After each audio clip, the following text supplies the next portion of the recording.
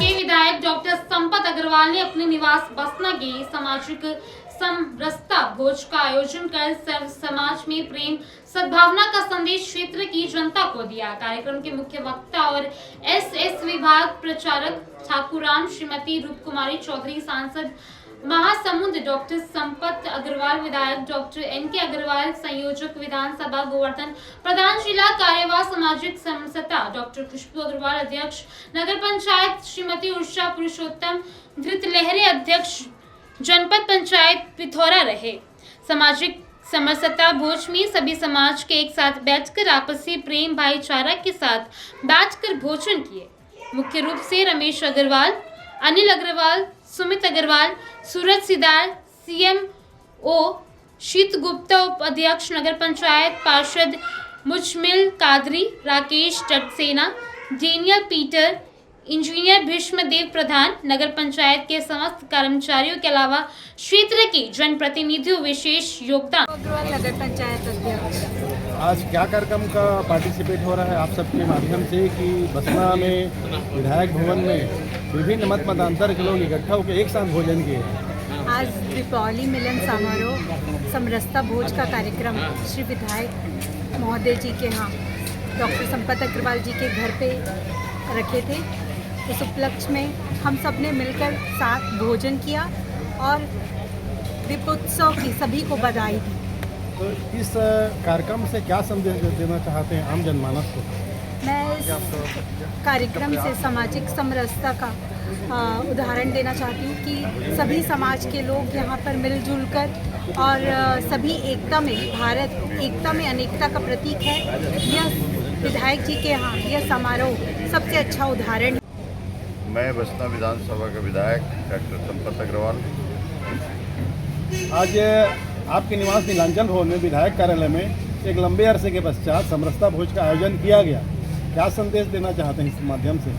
दिवाली का एक मिलन समारोह भी था और लंबे अरसे के बाद में 24 साल से प्रतिवर्ष हमारे नगर पंचायत के जो सफाई कर्मचारी हैं उनके साथ में दिवाली मिलन अच्छे से करते हैं।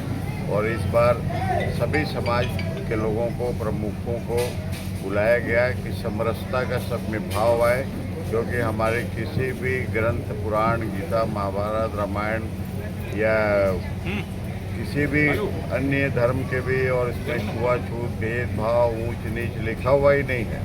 जब हमारे राम और कृष्ण के जो हम वंशज कहलाते हैं उन्होंने कभी कोई भेदभाव नहीं किया।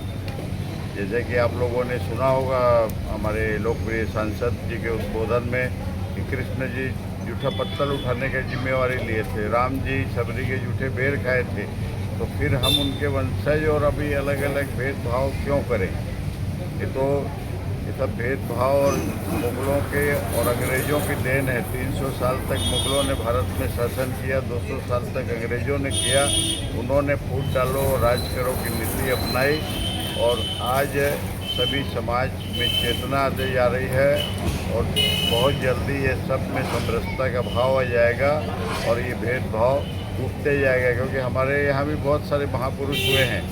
कबीरदास ने भी हरि का भजे सो हरि का कोई जाति पाति पूछे नहीं कोई, और बाबा गुरु घासीदास ने भी और मनके एक समान का संदेश दिया है।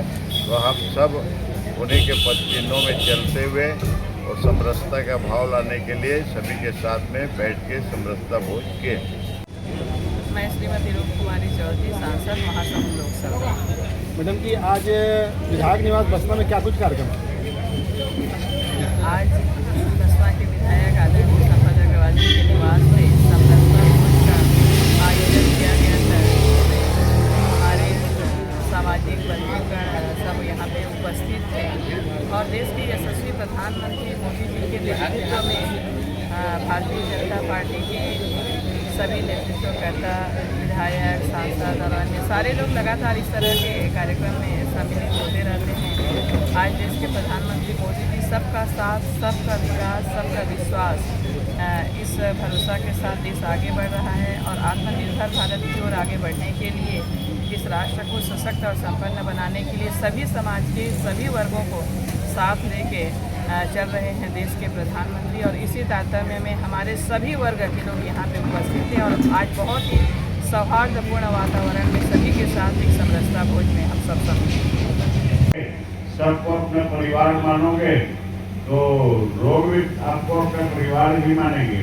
ऐसा मत सोचना कि फलाने जाति के लोग बड़े मतलबी रहते हैं, वो लोगों से बच के रहना। ये सब अपने को कूद डालो, राज करो वाले लोग हमारे मन में बैठाए हुए हैं। भैया वही हाथ पैर, वही सब कुछ भगवान ने जो मुझे दिया है वही आप लोग को दिया है, वही डॉक्टर साहब को, ठाकुरराम जी को, अभी सोनू सदान जी डॉक्टर को बोले थे, डॉक्टर आप ही बीमार पड़ते हो गए, तो बोले तेरे जो हाथ पैर है वो मेरे हैं, वो वैसे अगर तू बीमार पड़ता है तो मैं भी पड़ूंगा।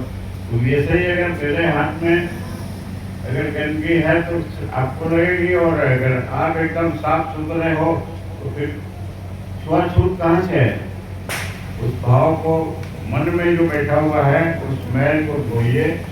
और इस ढंग का आयोजन मैं कोई दिखावा नहीं करता हूँ, दिखावे के लिए कभी कोई आयोजन नहीं करता। मैं तो बता दिया 21 साल से ये लोग अनवरत मेरे पास में आते हैं दिवाली के दिन और मुझसे अपना भेंट उपहार लेके जाते हैं।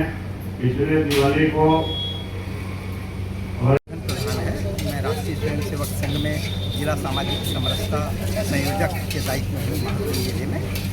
दरअसल साथियों, इस दुनिया में हमने जो जन्म लिया है, हम सब एक हैं, न कोई छोटा है न कोई बड़ा है, हम सब बराबर हैं। ये तो बाद में कुछ ऐसी व्यवस्थाएं हुई कि छोटे बड़े का, ऊंच नीच का, भेदभाव का ये चला इतने लंबे समय तक के। अब ये परिवर्तन का दौर आया है और हम सबको इस बात को भुलाना है और हम सबको एक समान, हम में से कोई बड़ा नहीं है, कोई छोटा नहीं है। इस देश के लिए सब बराबर है, सबका योगदान है इस देश को आगे बढ़ाने के लिए।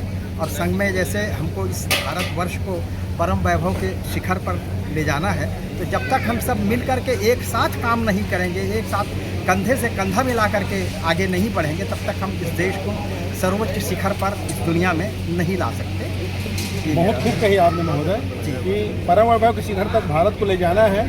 हमें विभिन्न मत मतांतरों को एक करके, जैसे मनुवाद जैसे कुछ जो पुरानी ऐसी परंपराएं हैं मनुवाद में जो लोगों को अलग अलग करती है, 4 वर्णों में विभाजित करती है, तो उस पर क्या कहना चाहेंगे? दरअसल ये सब कुछ लोगों के कुछ व्यक्तिगत स्वार्थ के लिए, कुछ समुदाय के ये के लिए सब अलग अलग वर्ण का ये किया गया था। अरे भाई, हम सब माँ के गर्भ से पैदा होते हैं, हम सभी लोग उसी रास्ते से पैदा होते हैं, वहीं सब जाएंगे।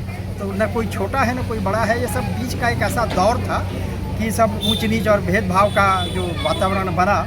अब सब लोग बहुत समझदार हो गए हैं और अब ऐसी कोई बात नहीं है और आगामी कुछ वर्षों में ही ये सब भावनाएं ऐसा ही समाप्त